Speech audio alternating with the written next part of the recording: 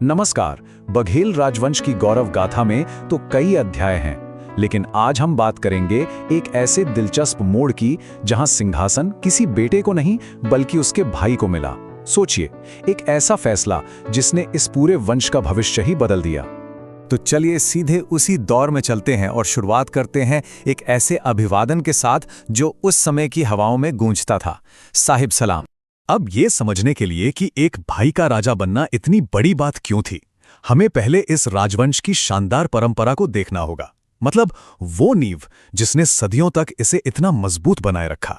जरा इस राजवंश की विशालता देखिए।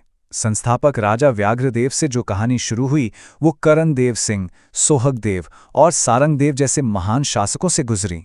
फिर विलासदेव, भीमलदेव और अनिकदेव जैसे राजा आए जिन्होंने इस मशाल को आगे बढ़ाया, और ये सिलसिला सीधा पहुंचता है हमारी कहानी के अहम किरदार राजा दलकेश्वर देव तक। ये एक अटूट परंपरा थी जो अब बदलने वाली थी। राजा दलकेश्वर देव के शासन के बाद बघेल इतिहास में एक बिल्कुल नया अध्याय शुरू होता है, और यहीं से कहानी एक ऐसा मोड़ लेती है जिसकी उम्मीद शायद किसी को नहीं थी। ये दौर था मलकेश्वर देव का, और यही है वो सबसे महत्वपूर्ण क्षण।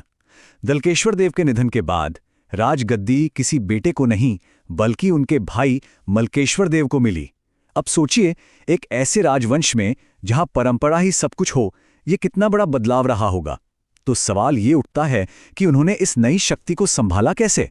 देखिए, जब आप एक भाई के तौर पर गद्दी पर बैठते हैं तो सबसे पहली चुनौती होती है अपनी स्थिति को मजबूत करना। और उस दौर में इसका सबसे कारगर तरीका क्या था? जी हां, एक शक्तिशाली शाही गठबंधन।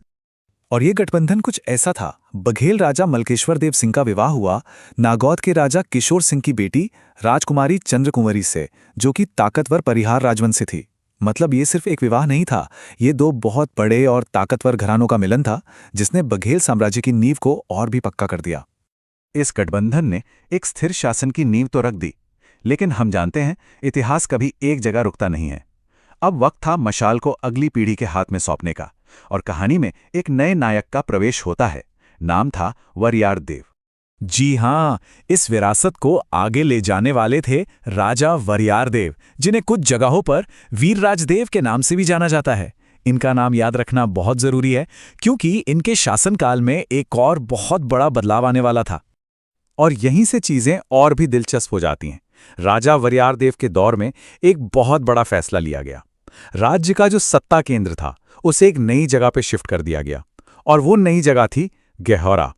तो ये फैसला हमें कहानी के अगले हिस्से के एक बड़े सवाल पर लाकर खड़ा कर देता है। आखिर गहौरा से शासन करने का क्या मतलब था? राजधानी क्यों बदली गई?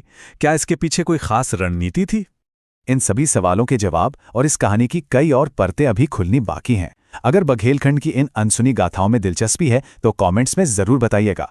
मिलने वाली प्रतिक्रिया से ही हमें पता चलता है कि आगे किस कहानी की पड़ताल करनी है।